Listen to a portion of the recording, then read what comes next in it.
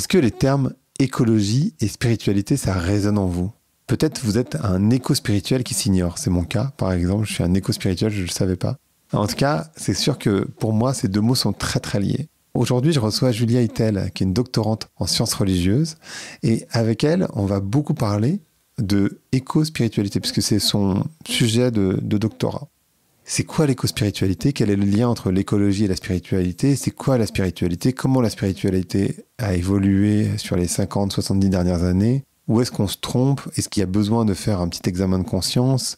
Est-ce que l'éco-spiritualité, ça peut aller dans le bon sens? C'est quoi le rapport par rapport aux religions?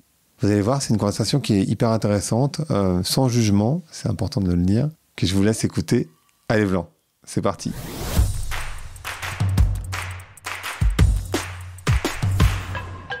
Donc bonjour à toutes et bonjour à tous. Bonjour Julia, comment tu te sens ce matin? Bonjour Grégory, je me sens très bien. Merci de m'avoir invité. Je suis ravi. On va parler de spiritualité, on va parler d'éco-spiritualité plus précisément. Peut-être que la première question qui peut sembler un peu basique et en même temps qui me semble essentielle parce que tu en parles dans ton papier, c'est quoi la définition de la spiritualité? Et c'est quoi les définitions modernes surtout de la spiritualité? Alors, bonne question. C'est vrai qu'il n'y a pas vraiment de consensus. Donc, je suis doctorante en sciences des religions et je m'intéresse à la spiritualité contemporaine depuis mon master, donc depuis 2016. Et puis, c'est vrai que dans mes lectures scientifiques, je trouvais pas de définition consensuelle sur ce qu'est la spiritualité. Alors, je pourrais pas te donner une définition exacte, je pourrais te donner des critères d'inclusion, qui sont assez communs parmi les chercheurs qui étudient ces phénomènes contemporains. Donc, en général, la spiritualité, c'est quelque chose c'est un système de religiosité qui apparaît massivement au lendemain de la Seconde Guerre mondiale avec la contre-culture et qui s'est depuis répandu dans la culture. Il y a beaucoup de personnes qui se considèrent spirituelles mais pas religieuses. Donc, c'est un système de religiosité qui se construit contre la religion institutionnelle et particulièrement la religion chrétienne et qui forme une sorte de nébuleuse. Donc c'est pas un système qui est prédéfini, qui a un leader charismatique établi, etc. On est dans quelque chose de beaucoup plus flou, qui est constitué en réseau et qui valorise en fait le culte de la subjectivité, qui donne le primat à l'expérience personnelle, qui cherche une quête un peu de vérité et de soi dans l'expérience, dans la multiplicité aussi des traditions, des religions, des philosophies, et ça emprunte à beaucoup de domaines. Ça peut être la psychologie, ça peut être la philo, ça peut être la science même, les domaines un peu plus écologiques, donc ça on en parlera sans doute après, et ça permet à l'individu de se constituer un système de sens qui lui est propre et dans lequel il peut expérimenter une quête éventuellement de transcendance ou de connexion à un plus grand que soi. Voilà. Et justement, quand tu dis qu'il lui est propre, c'est intéressant parce que ce qu'on reproche beaucoup aux religions, c'est qu'elles sont dogmatiques, en général. Donc là, ça veut dire... Et je suis pas sûr de la réponse, c'est pour ça que je te la pose, la question, que je vais te la poser en tout cas. Est-ce que la spiritualité, cette spiritualité moderne, finalement, elle est exempte de dogmes?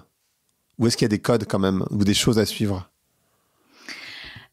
Alors ça c'est assez implicite, mais oui, il y a quand même des dogmes, il y a quand même des règles entre guillemets. Je pourrais pas forcément toutes les citer, mais par exemple c'est assez commun de rencontrer cette idée que déjà c'est à l'individu que revient la responsabilité de sa vie, de ses choix. Donc on occulte complètement le côté collectif, social. Il y a un peu derrière cette idée la loi de l'attraction par exemple, où on va façonner nos idées façonnent notre réalité. Donc ça c'est systématique. Et une critique d'ailleurs qui a été adressée à la spiritualité, comme je disais, c'est que ça a mis beaucoup trop de responsabilités sur l'individu. Et voilà, donc il y a aussi ce côté-là qui émerge. Qu'est-ce qu'il pourrait y avoir d'autre ? Ça, c'est vraiment l'essentiel, je dirais, et ce qui résume un petit peu la spiritualité contemporaine. Après, effectivement, il y en a plein d'autres. Marc Bonomelli, justement, qui a écrit là, le livre récemment sur les nouvelles routes du soi, sur la néo-spiritualité, il travaille actuellement sur un nouveau livre sur les dogmes actuels de la spiritualité. Ça pourrait être intéressant de m'interroger aussi. Ouais, bien sûr. Bah, c'est lui qui nous a mis en contact par ailleurs. Ouais. Tu parles donc d'éco-spiritualité. C'est quoi l'éco-spiritualité? Quel est le lien entre l'écologie et la spiritualité? Alors, donc l'éco-spiritualité, moi je l'aborde dans ma thèse de doctorat que je suis en train de faire. Alors pour moi, déjà, quand je m'étais intéressée à la spiritualité contemporaine lors de mon master, ma recherche de master, j'avais pu identifier 3 catégories de la spiritualité. Parce que, je veux dire, comme on l'a abordé au début de cet enregistrement, la spiritualité, c'est très nébuleux, c'est très vaste. Et puis souvent, en fait, dans la littérature scientifique, les chercheurs, ils ont un peu tendance à le résumer au New Age. Mais c'est pas que le New Age, en fait. Il y a beaucoup plus de subtilité que ça. Et alors, donc, faut que tu nous expliques ce que c'est que le New Age aussi. Ouais. Pardon. Et alors le New Age, ce serait, ça dépend aussi des acceptions. Hein, on aime bien se compliquer peut-être un petit peu la vie en sciences sociales. Mais le New Age, tu as à la fois ce mouvement donc spirituel qui parle de l'avènement d'une nouvelle ère, l'ère du Verseau, donc du nouvel âge, où les hommes, les êtres humains vont devenir beaucoup plus fraternels. Voilà, il y a ce mouvement qui vient plus paisible, les guerres seront révolues, etc. Et puis d'un autre côté, d'un point de vue, c'est John Lennon, et d'un point de vue plus sociologique, c'est un courant qui émerge à partir des années 70, 80 même, et qui s'amplifie dans les années 90, et qui rassemble tout ce mouvement des nouvelles spiritualités, des nouveaux mouvements spirituels, et souvent, voilà, ça s'organise en réseau, c'est autour d'ateliers un peu de développement personnel, avec des croyances, un renouvellement de l'ésotérisme. Voilà, il y a beaucoup de choses. Donc c'est à la fois ce courant idéologique de l'avènement d'une nouvelle ère, et puis d'un autre côté, il y a ce courant plus sociologique. Et aujourd'hui, il me semble qu'on n'est plus exactement dans le New Age. Donc ce que j'avais montré dans mon travail de recherche de master, c'est qu'il y a plusieurs typologies de la spiritualité, et qui peuvent être réparties en termes de phases un peu historiques. Donc on a effectivement ce premier mouvement des années 70 à 90 qu'on pourrait qualifier de New Age, avec qu'une sociologue française a qualifié de nébuleuse mystique ésotérique. Je trouve ça un peu plus juste, et qui rassemble Eva Illouz ou... Non, pardon, je t'arrête pas de te couper. Françoise Champion. Ouais, Princesse Champion. Et qui rassemble donc tous ces mouvements un peu autour de la méditation transcendantale, de la quête d'expériences avec des entités comme des anges, de faire de la canalisation de channeling. Voilà, on est dans un registre de recherche, de connexion avec l'au-delà, dans une quête un peu mystique, transcendante. À partir des années 2000, je dirais, on entre dans un mouvement qui est un peu plus laïcisé. C'est un peu les enfants justement des baby boomers, et qui en ont un petit peu marre des tendances magico-religieuses de leurs parents, si je peux résumer comme ça, et qui vont aller vers des courants plus philo, psycho. Donc ça, c'est une autre sociologue française, Nadia Garnossi, qui appelait ça la nébuleuse psycho-philo-spirituelle. Et on est dans quelque chose qui se rapproche de la psychologie positive. Donc là, Eva Illouz, effectivement, elle a davantage étudié ces mouvements-là.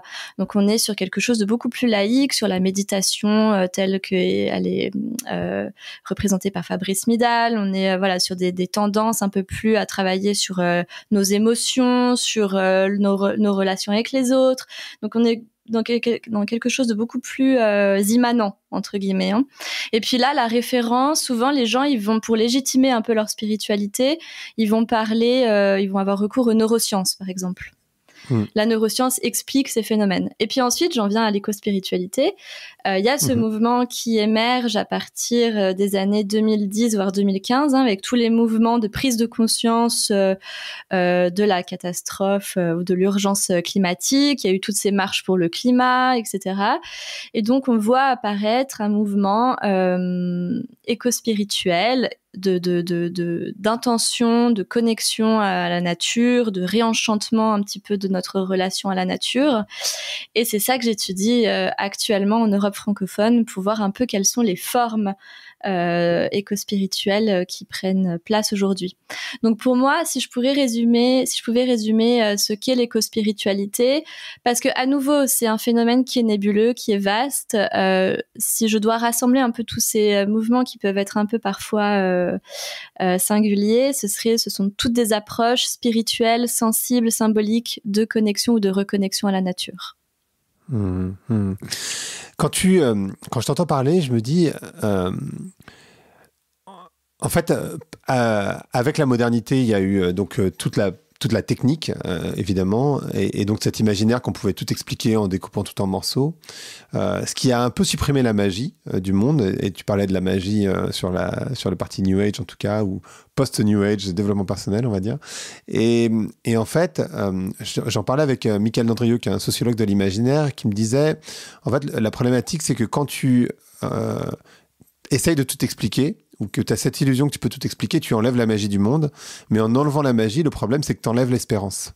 Est-ce que tu n'as pas l'association que justement, ce retour de la spiritualité, et du coup, on va le connecter évidemment avec l'écologie, il est aussi dans un moment où on a besoin d'espérer qu'on va réussir à s'en sortir d'une manière ou d'une autre face aux défis qui sont face à nous, qui sont assez majeurs quand même, qui sont assez uniques d'ailleurs pour l'espèce humaine. Oui, alors là, il y aurait 2 éléments de réponse. Le premier, c'est que aujourd'hui, tu vois, j'ai rencontré beaucoup de guides de bains de forêt, des sylvothérapeutes, qui amènent des individus, des groupes en forêt, faire des immersions de plusieurs heures en forêt pour se reconnecter à leur sens, et puis dans une approche d'abord de bien-être et de santé physique, psychologique, émotionnelle, et puis de l'autre côté, qui peut les amener à se reconnecter à la nature, à la considérer de manière plus respectueuse, etc. Et puis ils utilisent beaucoup, en fait, même de manière systématique, les études scientifiques qui ont été menées sur l'immersion en forêt, en nature. Et donc ça permet, tu vois, l'explication rationnelle du monde, finalement, qui passe par la science, bah là ils la réutilisent pour réenchanter et pour légitimer un peu l'expérience des thérapies forestières. Donc on n'est pas dans une scission. Ouais. On n'est pas dans une scission entre science et religiosité. Ouais. Parce qu'effectivement, il me semble que quand tu te mets sous un arbre, c'est prouvé scientifiquement que ça réduit le stress de manière assez générale. Donc, oui, exactement. Il y a plusieurs choses. Ouais, il y a plusieurs choses. C'est que ça libère les arbres, notamment par leurs feuilles, libère des molécules qui permettent. Enfin, il y a tout un tas d'effets physiologiques qui ont été prouvés. Donc, ça active par exemple le système parasympathique, donc qui produit un état de relaxation. Il y a aussi les ions négatifs voilà, il y a tout un ensemble de choses qui produit un état de relaxation, de détente. Ça permet de diminuer les ruminations, donc ça permet de lutter contre l'anxiété, contre le stress chronique, etc. Donc tout ça, ça a été prouvé par des études scientifiques qui viennent initialement du Japon. D'ailleurs, le bain de forêt, le Shirin-yoku vient du Japon. Et aussi en psychologie environnementale, il y a des études qui sont menées. À Lausanne, actuellement, il y a une étude au CHUV qui est en train aussi d'être menée pour voir un peu les effets physiologiques. Donc, il y a plusieurs choses. Et ces personnes-là, qui sont pas forcément scientifiques, vont se réapproprier ou s'approprier ces études pour légitimer ou pour en tout cas donner une explication des bénéfices qu'il y a à aller en forêt, et c'est pas totalement scindé, donc ces 2 visions du monde. Ce qui est assez intéressant dans l'écologie. Ouais.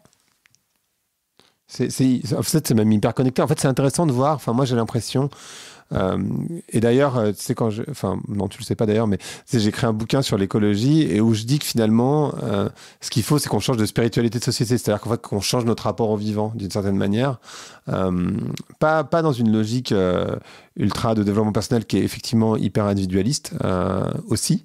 Et c'est le problème, même si il me semble, mais tu sais ça mieux que moi, que dans l'histoire du self-care, dans les années 60, c'était comme une réponse à des corps qui étaient extrêmement stressés, des âmes qui étaient stressées. Donc en fait, le capitalisme avait broyé les gens déjà dans les années 60, et donc c'est comme ça qu'est arrivé le self-care à l'origine, c'est-à-dire une réponse individuel à un système qui devenait un petit peu trop complexe, qui s'est ensuite transformé en un business. C'est-à-dire que le capitalisme dit « Ah, mais t'as un problème avec le système, attends, t'inquiète pas, on va te vendre une solution. » Mais c'est vrai qu'on est tombé, et aujourd'hui, je pense que c'est en train de retourner un petit peu. Moi, ce que je ressens, c'est que les gens sont en train un peu de délaisser cette logique de développement personnel pour se dire, en fait, il y a quand même des problèmes systémiques qui ne nous appartiennent pas, qui sont liés à la société. Tu parlais de neurosciences. Il y a Samara Karaki, que j'ai reçu sur le podcast, qui est une neuroscientifique et qui n'arrête pas d'expliquer que, en fait, non, c'est pas individuel et que c'est complètement collectif et que, en fait, quand on fait du développement personnel, on se perd parce que finalement...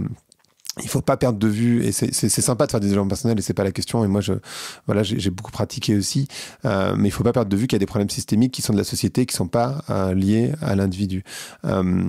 Mais là où je voulais en venir, c'était de dire finalement, est-ce que tu sens pas qu'il y a un petit renversement en ce moment sur ce côté systémique et sociétal, plutôt que d'aller en renforcer encore ce côté développement personnel? Je sais pas ce que tu vois toi dans tes études.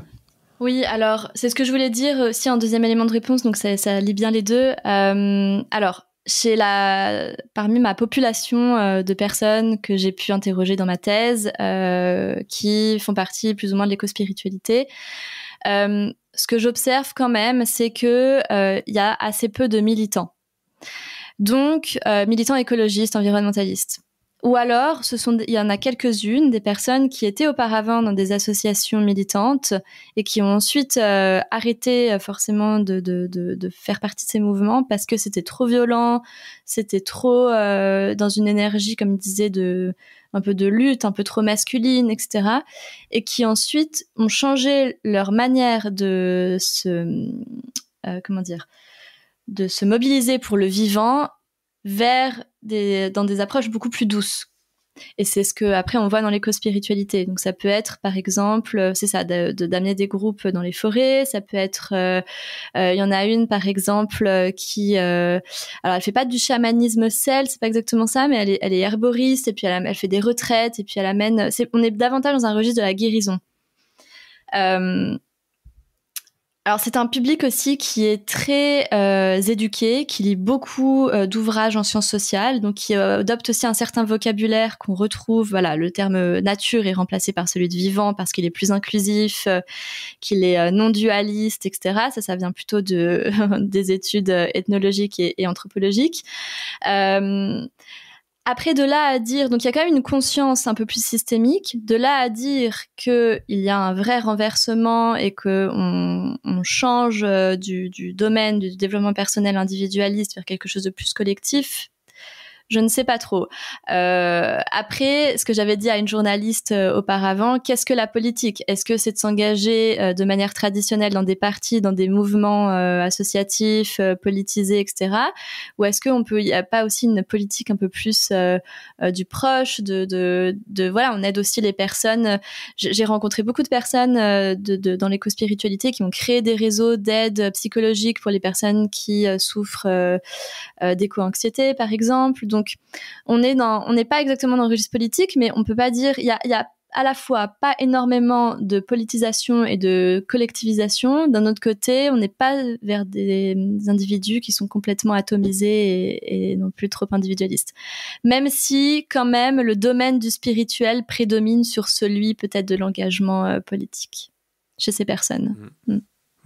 C'est marrant parce que je tombe complètement dans les cases que tu décris, c'est vraiment drôle parce que j'ai pareil dans mon bouquin je dis moi je suis engagé, je suis pas militant parce qu'effectivement dans le militantisme j'envisage vraiment cet affrontement que moi dans lequel je me retrouve pas et donc je me considère comme une personne engagée. Et tu vois la manière dont je décris Volant, c'est de dire j'essaye d'aider les gens, enfin les personnes qui écoutent, à être un peu plus sereines dans un monde qui est complexe et qui, je sais pas s'il s'effondre, mais en tout cas il y a une partie de la civilisation ou un système qui lui va devoir s'effondrer d'une manière ou d'une autre parce qu'il est, il est antinomique avec le vivant. Et tu vois, j'ai utilisé le vivant plutôt que la nature. Enfin, donc, je rentre pas mal dans tes cases. Ah, j'aurais pu t'interroger alors. C'est ça. Mais tu vois, je rentre complètement dans tes cases. Ce qui est intéressant, c'est que contrairement, alors il aurait fallu que je fasse une étude un peu contrôle groupe pour voir du côté des militants comment la représentation de la nature, la relation à la nature s'agence. D'un autre côté, chez les éco-spirituels, j'ai l'impression que ce sont des personnes qui sont plus résilientes d'un point de vue émotionnel, qui sont plus sereines face à l'avenir et qui n'envisagent pas forcément, qui ont conscience qu'il peut y avoir un effondrement, mais qui ont confiance en la capacité de résilience justement de la nature, même de l'humanité. Donc on est dans des discours, tu vois, dans une sphère écolo globale. On est dans des discours qui s'affrontent un petit peu. On a d'un côté, alors on pourrait dire peut-être qu'ils sont utopistes, peut-être que c'est irréaliste même leur manière de penser, etc. D'un autre côté, peut-être pour faire face à l'urgence, des comportements qui sont plus résilients émotionnellement, qui sont pas dans la peur constante et dans le risque d'un burn-out aussi, hein, ce qui fait aussi beaucoup peur aux militants. Ben, ça peut être aussi un élément de réponse. Le burn-out militant, c'est un vrai gros sujet. Est-ce que on a parlé un petit peu de développement personnel et ce que je te disais tout à l'heure, c'est que c'est en fait d'un mouvement qui était lié, enfin tu vois. À la Bhagavad-gītā, qui était le lien à soi pour aller vers du lien aux autres et du lien à la nature, on est passé dans un truc hyper capitaliste de lien vers soi et donc extrêmement égoïste. Est-ce que ce développement personnel, ou en tout cas la manière dont les gens le vivent aujourd'hui, il s'oppose pas justement avec le combat écologique, puisque par définition, quand tu es hyper centré, moi je vois des gens qui, sous prétexte de développement personnel ou de spiritualité, vont faire des retraites à Bali, vont faire je sais pas quoi en Inde, ou partent en Amérique latine. Et en fait, ce faisant, en fait, ils font partie du problème, plus qu'ils trouvent des solutions. Tu vois ce que je veux dire? Est-ce qu'il n'y a pas une opposition entre des développements personnels versus le combat qu'ils sont en train de mener par ailleurs? Alors, je distinguerai quand même les spirituels, développement personnel, et puis les personnes que j'ai interrogées qui s'ancrent plus dans cette perspective éco-spirituelle. Pour les éco-spirituels, je dirais quand même que, alors oui, il y a un travail sur soi parce que ils sont ancrés dans dans ce milieu holistique d'introspection, etc. D'un autre côté, ils cherchent activement, et c'est hyper important pour eux, c'est essentiel à leur vie, de développer une relation avec la nature. Donc ils intègrent une altérité non humaine qui est globale, universelle presque, à leur vie. Ils le font donc de différentes manières, que ce soit des approches un peu plus sensibles, symboliques, spirituelles, ou alors il y en a aussi qui s'engagent un petit peu plus dans quelques associations, mais pas à ce point militante, tu vois, par exemple, qui vont créer du lien, etc.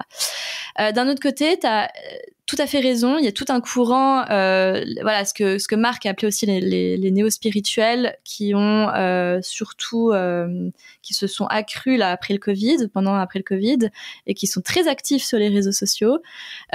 J'aime pas forcément condamner en disant qu'ils sont égoïstes, égocentriques, et qu'ils réfléchissent pas vraiment aux conséquences de leurs actes. Parce que généralement quand même la spiritualité s'inscrit dans une quête de sens qui est assez cohérente pour eux, et puis voilà, c'est pas forcément quelque chose de non plus trop égoïste. D'un autre côté, c'est vrai que ta réflexion elle est justifiée. Je veux dire, aujourd'hui, après, est-ce que c'est l'écologie qui les anime? Tu vois, je sais pas si c'est chez tous les spirituels la dimension écologique elle est présente. Donc dans ces cas-là, et puis il y a aussi une recherche d'exotisme, puisque la religion chrétienne ou les religions monothéistes n'apportent pas d'éléments de réponse. On va aller chercher ailleurs ce qu'on peut trouver, ce qu'on essaye de trouver. Donc ça, c'est pas nouveau, hein. Ça date aussi de la période hippie où on allait en Inde dans des ashrams ou à Katmandou. Donc c'est quelque chose qui se poursuit dans ce milieu-là. Mais voilà, c'est effectivement, on peut se poser la question du coût du billet d'avion ou de l'immersion chez d'autres cultures. C'est pour ça d'ailleurs que notamment dans mon groupe d'études, il y a beaucoup de personnes qui font du chamanisme, mais ils font du chamanisme européen, donc celte. Tu vois, parce que finalement la forme amérindienne c'était trop éloigné de leur culture, de leurs racines et de leur ancrage territorial, et qu'ils préfèrent aller voir ce qui se passait chez eux auparavant. Mais on est toujours dans quelque chose d'autre que le christianisme. Ouais. Ouais, bien sûr, bien sûr. Est-ce que l'animisme, ça rentre à l'intérieur de ça? Ou est-ce que tu le positionnes? Est-ce que tu peux expliquer ce que c'est que l'animisme? Tout le monde n'est peut-être pas forcément très bien au courant. Et ensuite, comment ça s'inscrit à l'intérieur? Oui, alors l'animisme, ça caractérisait, d'après les anthropologues, la religion un peu justement des peuples premiers, où ils pensaient que toute chose avait un esprit animé, donc une âme. Aujourd'hui, oui, moi je vois complètement chez les éco-spirituels, je dirais que c'est ce qui les rassemble tous. J'utilise par contre le concept de New Animism, donc de néo-animisme du sociologue Graham Harvey, qui est en Angleterre, et qui aujourd'hui tend à caractériser en fait ces personnes qui privilégient la relation avec le monde autre qu'humain. Le monde vivant autre qu'humain. Et c'est vraiment sur cette notion de relation, de créer une relation entre les humains et le non-humain. Et ça, je le retrouve systématiquement.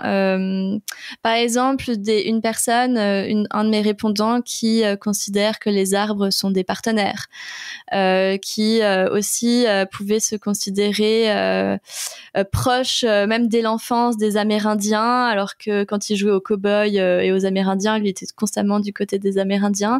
Et puis en fait, parce qu'il avait une vision très animiste du monde, de la forêt qui l'entourait, et il croyait vraiment, il interagissait avec les êtres naturels ou les arbres, etc. Et puis il avait une relation, je dis pas qu'il communiquait comme on communique entre nous humains, mais il y avait une sorte d'échange, d'interrelation, et c'est quelque chose que je retrouve, oui, systématiquement.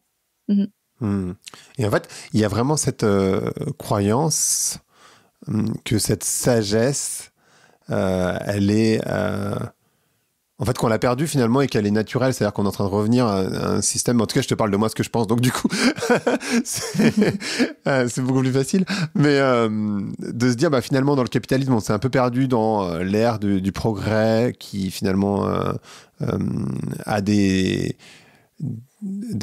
indicateurs j'allais dire des KPI, mais bon, c'est un mot qui est un petit peu complexe, mais disons des indicateurs de progrès qui sont très liés à la croissance financière. Et puis là, en fait, d'un autre côté, tu as des gens qui disent hop. En fait, ce qui compte, c'est la relation à la nature, ce qui compte, c'est la relation entre les humains. D'ailleurs, le bonheur, ça a été prouvé 1000 fois, mais enfin, c'est uniquement lié à la relation aux autres, etc., à la profondeur des liens, et que on est en train en fait, on se reconnecte à qui nous sommes. C'est peut-être même d'ailleurs un mouvement de balancier finalement, de se dire on est allé vraiment très très loin dans ce capitalisme hyper financier et en fait on revient à un truc un peu plus équilibré. T'as pas la sensation, enfin, ou comment tu vois ça toi? Bah alors ça, pour moi, c'est un peu un des dogmes de la spiritualité, tu vois. Ah, tu vois, on y revient au dogme. Ouais. Concrètement, je ne sais pas trop. Alors tu vois, encore une fois, si je reviens à mon terrain, donc à l'éco-spiritualité, oui, ce sont des personnes qui travaillent sur elles, qui ont donc un lien à elles-mêmes qui se développe, un lien à la nature évident, sans doute un lien aux autres puisque ils amènent éventuellement des groupes où ils font du bien aux personnes. D'un autre côté, est-ce que vraiment on est en train de créer une nouvelle société où le lien social il est au cœur de nos interactions? Je veux dire, tu vois, dans la spiritualité, voilà, ce credo un petit peu, ben, il joue, mais pour quelques heures au sein d'un atelier. Puis ensuite, l'atelier, le groupe, le cercle se dissout et les personnes ne se revoient plus. Alors le lien social, je veux dire, comment il perdure, comment il se crée, comment il reste dans la longueur, je ne sais pas. J'ai même vu pire, moi je suis allé dans des sortes de conférences où il y avait des gens qui étaient assez fortunés et donc ils parlaient comme ça, enfin plus ou moins d'éco-spiritualité quand même, mais en fait dès qu'il y avait le moindre problème, je me souviens en l'occurrence d'une soirée où tu vois, il était tard et il fallait prendre un bus, etc. Et là, c'était de l'animosité pour le coup, c'est pas l'animisme, c'est-à-dire que c'est rien à faire des autres, l'important c'est que moi je rentre dans le bus et que je rentre pour pouvoir dormir, quoi. Tu vois, ils étaient revenus à ce truc hyper égoïste finalement, donc ils écoutaient des trucs très tu vois, spirituels, de l'amour de l'autre, etc. Et puis finalement dans la réalité de l'expérience, on les voyait pas vraiment là, quoi. Enfin, tu vois, dès qu'ils étaient un peu dans une alors, très léger, on parle de rentrer pour dormir, hein, on n'est pas en train de survivre, mais on voit bien ce qui les motive quand même derrière, l'air de rien. Oui, complètement. Et puis, alors, moi-même, j'ai pu participer à des événements spirituels, pas forcément éco-spirituels, mais spirituels, dans le sud de la France, d'où je viens. Et puis, ce sont des personnes quand même qui forment une espèce de petite communauté. Donc, le temps du séjour, et puis sans doute, ils se voient aussi en dehors pour le noyau. Mais pour toutes les personnes, un peu comme moi, qui visitent et qui viennent, ben je sais pas en termes de lien social. Alors il y a un moment donné, peut-être pour certaines personnes, il y a un apaisement de trouver d'autres gens qui nous ressemblent et qui pensent un peu comme nous, etc. Et puis ensuite ça va leur faire du bien. Mais sur la durée, je sais pas. Et j'ai l'impression même, tu vois, un peu les réseaux sociaux, si on peut étendre un peu la réflexion avec ces idées de followers, de communauté, etc. Alors oui, mais le lien, jusqu'à quel point en fait le lien, il peut vraiment s'ancrer solidement dans quelque chose qui est assez virtuel et qui est aussi, il n'est pas vraiment à sens unique, mais je veux dire, il y a une personne qui donne.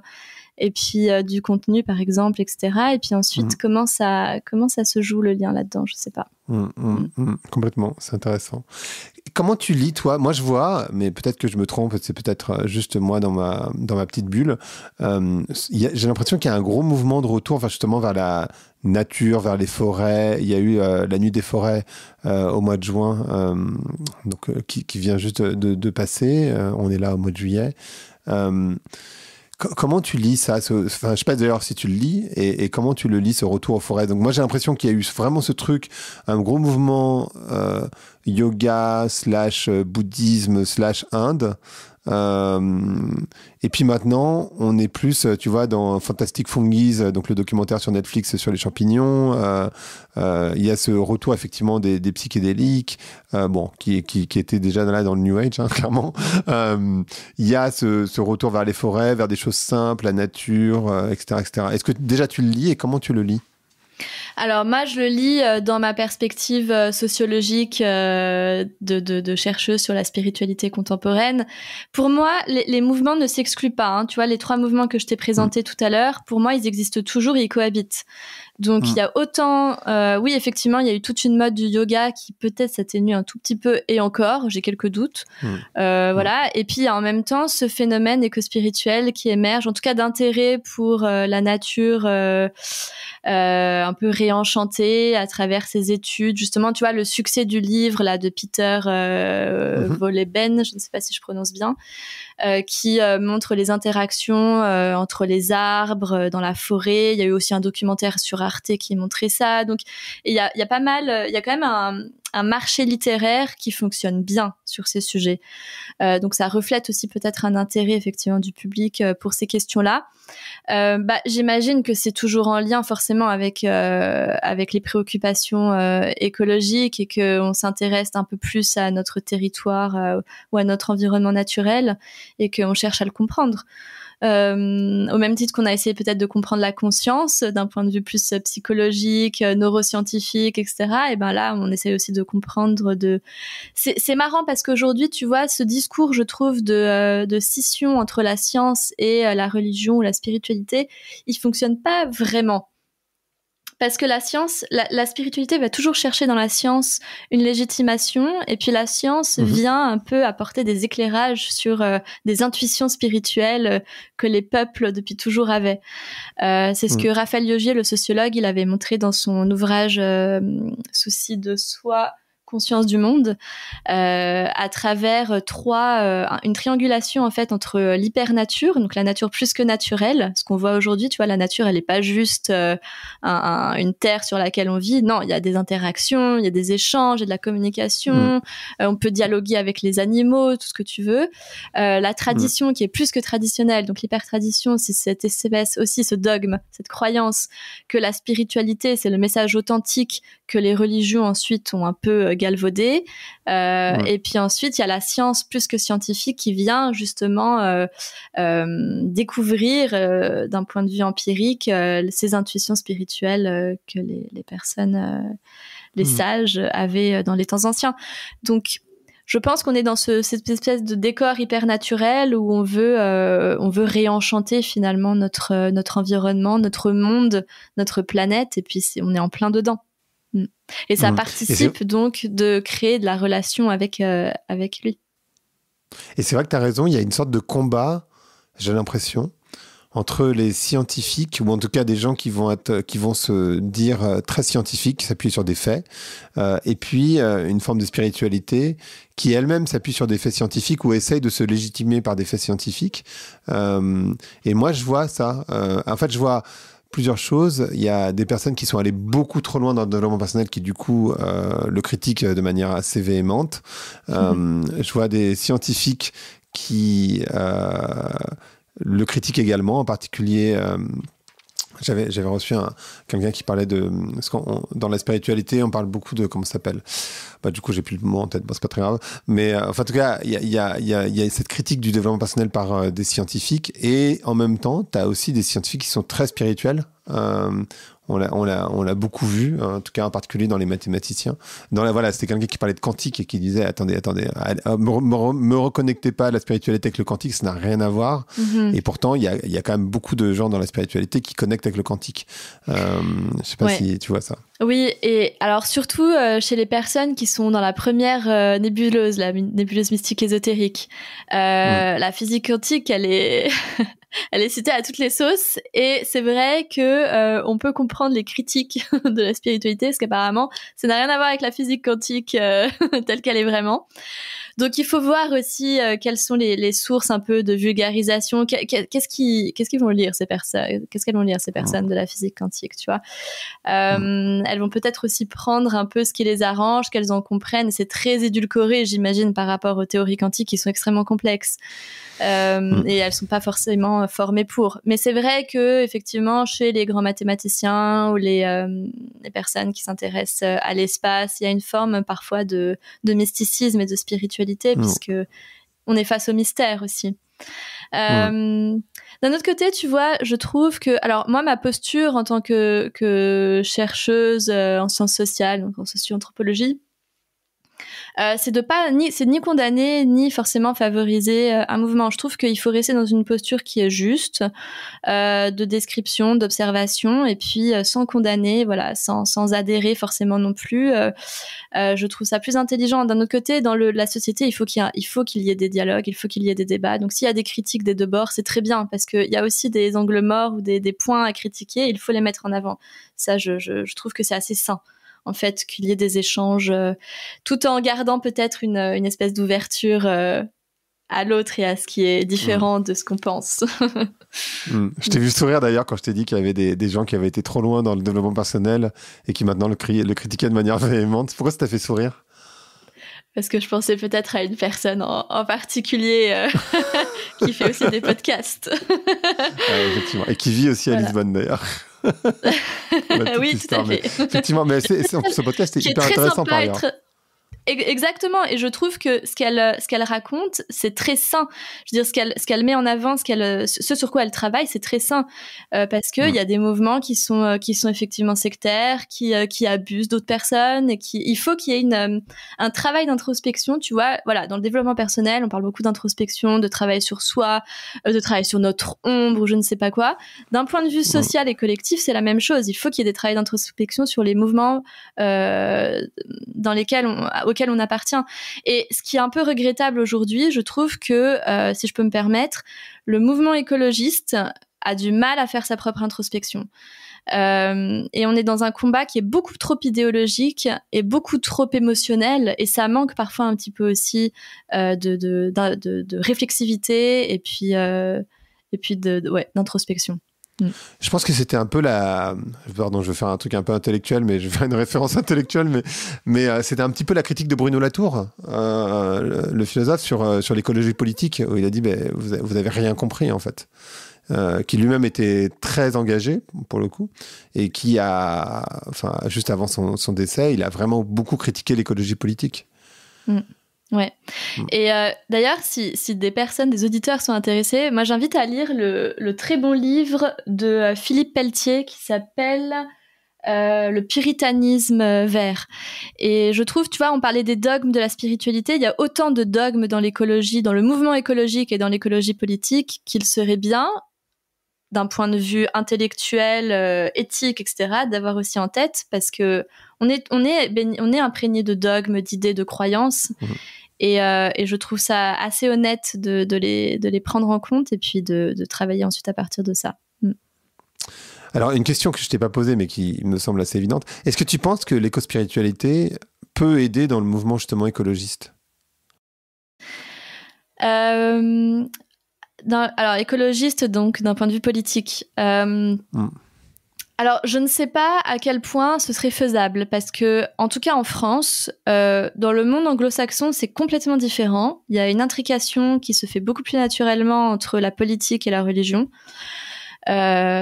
En tout cas, en France, moi, j'ai l'impression qu'il y a une vraie perméabilité entre les deux. Ce que je te disais, j'ai vu très peu de militants parmi mes interrogés. J'en ai rencontré 95. Donc, pour du qualitatif, c'est quand même pas mal. C'est pas représentatif de la population, mais ça donne quand même un aperçu. De l'autre, j'ai pas l'impression que des militants écolos soient très spirituels, ou en tout cas se revendiquent spirituels. On dirait que... Alors, est-ce que c'est un héritage néo-marxiste du point de vue des militants qui refusent le côté religieux parce que c'est une aliénation, etc. Est-ce que c'est aussi du point de vue spirituel un refus de l'institution, de l'autorité, qu'un groupe nous dicte quoi faire, nous individus, tu vois ? Je sais pas du coup entre les deux comment on peut se rejoindre. D'un autre côté, je pense que ce travail que les éco-spirituels éventuellement font, et notamment ceux qui sont dans le côté un peu psychothérapeutique, qui travaillent sur l'éco-anxiété, sur l'anxiété de manière générale, ça peut... et puis dans des approches qui sont plus douces de manière générale et qui tissent vraiment du lien avec le vivant de manière très concrète et parfois de manière très simple. On n'a pas besoin forcément d'aller faire un rituel de remerciement Toltec, du chamanisme Toltec pour ça, tu vois. Ça peut très bien être juste de prendre 2 heures dans sa semaine et d'aller marcher en forêt et puis de se laisser un peu observer ce qui se passe autour de nous, et parfois ça suffit juste. Je sais pas si d'un point de vue des militants, en tout cas chez les jeunes aussi actuellement, il y a peut-être une vraie relation qui se crée avec leur environnement. Est-ce que c'est d'un point de vue est-ce que c'est très intellectuel? Est-ce que c'est très combatif? Donc, il est où aussi le lien? Tu vois, je trouve que c'est intéressant. Je dis pas que l'un ou l'autre a raison ou tort, mais en tout cas, je pense que l'éco-spiritualité peut nourrir effectivement les écologistes dans ce qu'elle leur apporte peut-être un petit peu de calme, un petit peu de sérénité, en leur montrant qu'ils ne sont pas non plus déconnectés de ce lien à la nature qu'ils défendent. En fait, tu parlais tout à l'heure des militants qui sont... Tu disais que c'est un mouvement très... je ne sais plus quel est le terme que tu as utilisé, très viril ou très masculin. Et alors, c'est pas moi qui l'ai utilisé, hein, c'est mes répondants qui en ont fait partie. Ouais. Ah, d'accord, pardon. Et en fait, il y a cette idée aussi qui est défendue à travers le féminisme, que de manière archétypale en tout cas, dans le féminin, t'as justement tout ce que tu décris, c'est-à-dire ce lien avec soi, la connexion aux autres, etc., etc. Est-ce que, alors bien sûr c'est archétypal, hein, et je vais certainement pas dire il y a du féminin, il y a du masculin, parce qu'après bon, on parle plutôt de yin et de yang, c'est plus juste parce que du coup ça ne genre pas. Mais est-ce qu'il n'y a pas cette logique de développer ce calme intérieur pour plutôt que de effectivement être dans un combat très très viril, enfin en tout cas ce que décrivent les personnes que tu as interrogées? C'est vrai que sans être psychologue, bien que j'ai un diplôme en psychologie, mais je ne suis pas psychologue, les personnes que j'ai interrogées, je les qualifierais de hautement sensibles. Donc, qui ont un rapport déjà au monde, avant même de s'intéresser à l'écologie, à la nature, tout ça, ils ont quand même un rapport au monde qui est beaucoup plus subtil, beaucoup plus introspectif.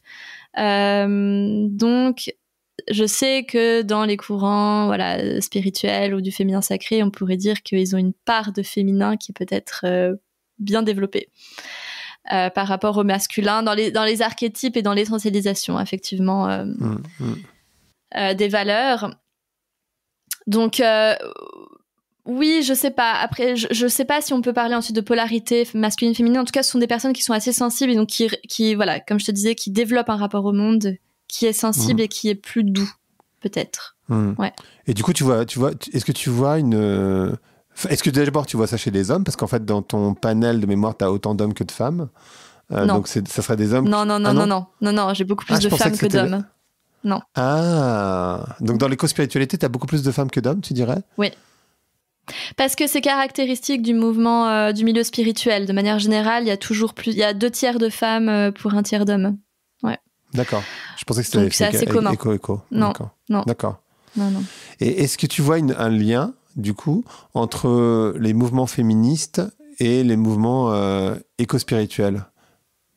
Alors, effectivement, j'ai quelques personnes, et donc des femmes, qui font partie du mouvement plutôt du féminin sacré. Même si elles aiment pas forcément le terme, mais en tout cas, effectivement, il y a une connivence quand même avec ces mouvements-là. Et donc, c'est un féminin, un néo-féminisme, entre guillemets, qui se rapporte beaucoup plus au corps et à la reconnexion au cycle, que ce soit les cycles féminins qui sont mis en correspondance avec les cycles de la nature, donc les cycles saisonniers, les cycles de la lune. Et pour certaines, j'ai interrogé Marianne Grasselli notamment, qui est assez connue dans le milieu spirituel et notamment en Suisse. Voilà, il y a une vraie recherche de connecter les femmes à leur identité de femme, à leur corps de femme. Et pour elle n'exclut pas du tout les hommes. Elle dit qu'ils ont un autre rôle à jouer sur le plan de la nature, de l'écologie spirituelle, etc. Mais pour les femmes, ce sont elles les pourvoyeuses de vie, ce sont les plus à même d'amener ce renouveau un petit peu de pensée, cette reconnexion à la nature. C'est par elle que le mouvement passe. D'ailleurs, Marianne, elle se dit assez proche de l'écoféminisme. Sans être militante, encore une fois, sans être à placarder peut-être des affiches dans les rues, etc. Mais elle se sent, sa sensibilité est proche de celle-ci. Ouais. Parce qu'effectivement, on n'en a pas parlé, mais il y a aussi ce mouvement d'écoféminisme. Donc en fait, on l'a pas décrit là, tu le mentionnes, mais qui est de dire en fait, on compare la terre avec la femme, qui donne naissance, qui est violée, etc. Enfin, par les hommes, de manière générale. Ouais. Et donc l'écoféminisme, c'est vraiment, c'est assez proche, je trouve. Moi, j'ai l'impression que c'est proche de l'éco-spiritualité enfin, déjà, il y a l'écologie au centre, bien sûr, c'est éco dans tous les cas. Écologie, en tout cas, de l'éco, parce que l'écologie, c'est encore une autre histoire. Et j'ai l'impression qu'il y a des croisements, en fait, entre les deux mouvements. Oui, complètement. Alors, d'un point de vue théorique, tu vois, l'éco-spiritualité, elle se construit donc dans une perspective socio-historique de plusieurs mouvements, le mouvement spirituel, développement personnel, et puis le mouvement de l'écologie, mais pas que de l'écologie politique, du mouvement écologique, de manière générale, avec l'écologie profonde de Arne Naess, et l'écoféminisme aussi, d'un point de vue théorique, aussi en fait partie. Moi, ce que je constate actuellement, donc c'était un peu un des objectifs de ma thèse, c'est de cartographier ce que c'est l'éco-spiritualité. Donc, comme je disais, c'est une nébuleuse, au même titre que les autres catégories. Donc, qu'est-ce qu'il y a quels sont les mouvements, les courants qui appartiennent à l'éco-spiritualité? Il peut y avoir l'écoféminisme, mais dans sa partie, justement, féminin sacré, plus spirituelle. Donc, ça en fait partie, au même titre que toutes les écothérapies, l'écopsychologie, le néo-chamanisme ou néo-paganisme, et puis d'autres mouvements peut-être plus minoritaires, notamment les cueilleurs, les herboristes, etc., le rapport aux plantes. Mais ça fait partie, c'est un des courants que j'ai pu identifier, oui. Et quand tu dis éco-herboriste, ça fait penser aux sorcières aussi, tu vois, les guérisseuses, qui est aussi un gros mouvement qui du coup connecte aux femmes, etc. Tu vois, t'as Odile Chabriac, entre autres. Qui défend beaucoup et le bouquin hyper connu sur les sorcières, Mona Chollet, qui défend beaucoup cette logique qui sont très liées. Ouais, ça fait partie des discours, surtout chez les femmes, mais ouais. Qu'est-ce que pour toi, c'est quoi en fait, quand tu travailles sur ta thèse, c'est quoi l'information? Alors, c'est un travail de recherche, mais pour toi, c'est quoi l'information que les gens qui est essentielle que les gens comprennent, finalement? Alors, moi, ce qui m'a motivée au départ, c'est que je lisais beaucoup donc de ces livres qui sont sortis, de ces essais un peu philosophiques qui appelaient, voilà, entre 2015-2018, qui appelaient à changer notre relation à la nature, notre rapport au monde. Mais c'était très intellectuel, encore une fois, c'était très théorique et ça donnait pas vraiment de pistes. Et alors, première chose, je pense que ce que j'aimerais démontrer, en tout cas apporter avec cette thèse, c'est que y a des voies pour se connecter à la nature pour ceux qui le souhaitent, qui ne sont pas forcément très compliquées. Donc, c'est déjà de proposer diverses voies pour effectivement se relier à la nature, avec pourquoi pas d'ailleurs un annuaire des personnes, des réseaux, etc. Ça, c'est en cours de réflexion. Ensuite, c'est aussi, voilà, dans ce discours sur l'écologie aujourd'hui, on n'entend pas beaucoup parler de l'éco-spiritualité, ou alors c'est souvent décrié, un peu moqué, comme des gens qui câlinent des arbres et puis c'est tout. Non, il y a quand même une réflexion qui peut être un petit peu plus profonde que celle-ci.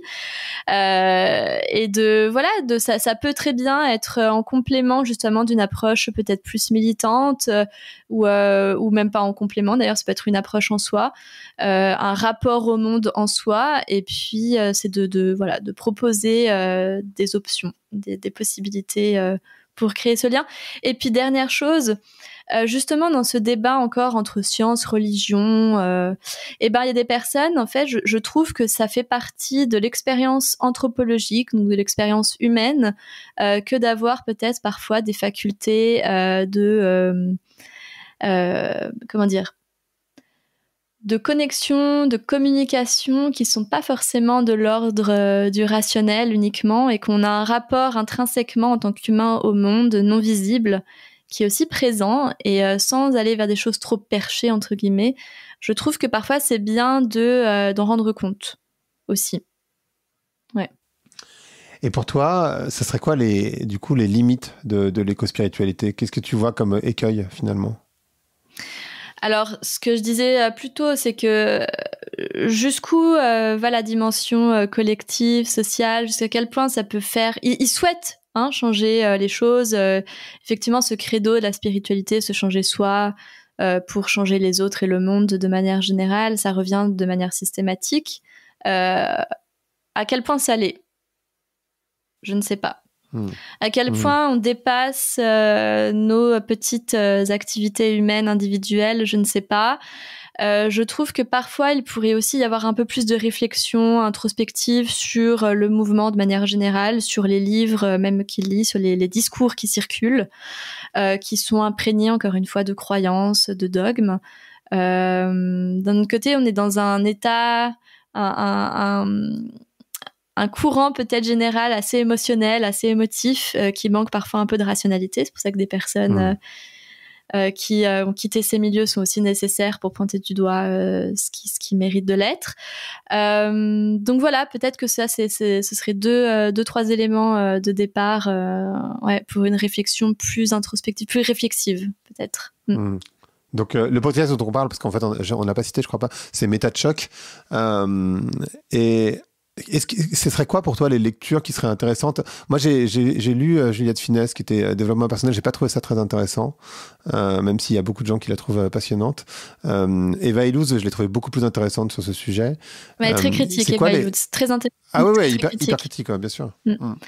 Hyper critique. Mais justement, moi, moi, étant éco-spirituel, je pense que je peux me définir comme ça, de toute évidence. Je trouve que c'est important, justement, que moi-même, je fasse ma propre réflexion en lisant des bouquins comme celui d'Eva Illouz ou de Juliette Finesse ou d'autres. Qu'est-ce que tu conseillerais aux personnes qui nous écoutent de lire, justement, pour faire cette introspection sur leurs propres croyances? Alors, donc, comme je disais, Le Puritanisme vert de Philippe Pelletier, excellent livre. Je les ai cités, c'est un peu mes bibles pour l'instant, mais Raphaël Liogier, Souci de soi, conscience du monde, sur la spiritualité de manière générale, c'est très bien. Je regarde ma bibliothèque en même temps, qu'est-ce que je pourrais conseiller d'autre? Je pense que ça ce sont deux ouvrages qui sont assez accessibles et qui sont intéressants. mais j'aimerais bien voir davantage de livres effectivement plus critiques sur l'écologie, mais sans critique, mais sans condamner, tu vois, toujours. Ce que d'autres philosophes, par exemple, n'ont pas fait et ont eu tendance à rejeter un petit peu en bloc, à montrer tout ce qui n'allait pas. Non, il y a des choses aussi qui sont justifiées. Donc, de faire un peu l'état des lieux, des courants, l'histoire un peu des idées, je trouve ça très intéressant. Ouais. Parfait. Merci beaucoup, Julia. Merci à donc toi. Le podcast s'appelle Vlan. Donc, je voudrais savoir à quoi tu veux ouvrir et où claquer la porte. Écoute, je vais renvoyer à Marc qui nous a mis en lien et je pense que son travail justement sur la néospiritualité, sur les dogmes est assez important. Il a aussi une posture que je trouve très juste, très intéressante, qui lui a parfois été un peu reprochée par des journalistes justement de pas assez critiquer ses mouvements. Donc voilà, pour poursuivre cette conversation, je pointerai vers Marc. D'accord, c'est cool. Non, mais en plus, je l'ai reçu et j'ai pas diffusé le podcast. On s'est mis d'accord ensemble pour pas le diffuser parce qu'en fait, on est rentré dans une conversation tout de suite sur une personne qui s'était suicidée, qui était dépressive, etc. Et du coup, toute la conversation est là-dessus. Et je me suis dit, en fait, c'était pas l'idée qu'il voulait défendre, et moi non plus. Et en fait, c'est moi qui ai posé une mauvaise question au départ, en fait, tout simplement. Et on devait le réenregistrer, on l'a pas fait. Mais je vais le recontacter, effectivement, parce que c'était hyper intéressant. Mais du coup, on est parti d'un mauvais côté. Et puis après, on n'a pas eu le temps de le refaire. Mais effectivement, je vais essayer de diffuser sa pensée. Super. Merci beaucoup, Julia. C'était vraiment super intéressant. Merci à toi, Grégory. Merci d'avoir écouté Vlan. Si vous avez aimé l'émission, n'hésitez pas à mettre des étoiles sur vos plateformes de podcast préférées. Vous pouvez aussi partager l'épisode sur vos réseaux sociaux, Instagram Stories, Facebook, LinkedIn, où vous voulez. Je suis Grégory Pouy. Vous pouvez me retrouver sur l'intégralité des plateformes sous le nom Greg from Paris. Si vous avez des idées pour des invités, si vous avez des commentaires, n'hésitez surtout pas à m'envoyer un message. Allez, merci et à bientôt.